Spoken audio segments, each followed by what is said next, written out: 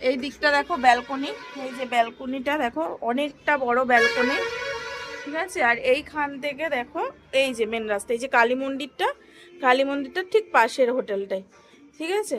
একদম কালী মন্দিরে মানে ওল্ড দীঘার যে কালী মন্দির, এই যে এটা কালী মন্দির, এই কালী মন্দিরের একদম পাশের হোটেলটা। আর এই দেখো নিচে আমাদের গাড়িও কিন্তু রয়েছে, মানে গাড়ি পার্কিংয়েরও সুবিধা আছে, ঠিক আছে। তো টেনশন না, কোনো দরকার নেই। দারুণ একটা হোটেল, 646 টাকার মধ্যে। অ্যাকচুয়ালি 617 টাকা হলো ইয়ে মানে হোটেল ভাড়া, আর বাকি যে টাকাটা সেটা জিএসটি, ঠিক আছে।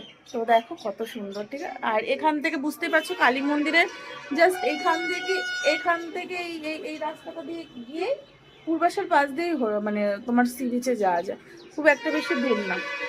আর মানে চাইলে আসতে পারো, রিজনেবল রেটে পেয়ে যাবে। আর এখন বাস টাস যাবে, আওয়াজ পাচ্ছ নিশ্চয়ই।